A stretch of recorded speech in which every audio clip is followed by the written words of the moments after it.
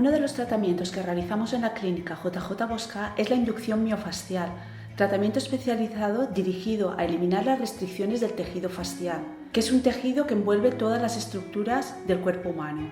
El dolor de origen miofascial suele ser difícil de ubicar y suele ir acompañado de fatigas y dificultad para conciliar el sueño.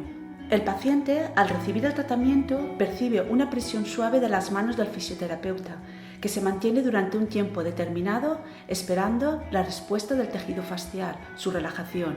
Es particularmente eficaz en tratamientos posquirúrgicos, en cicatrices postraumáticas, fibromialgia, cefaleas de origen musculotensivo, etc.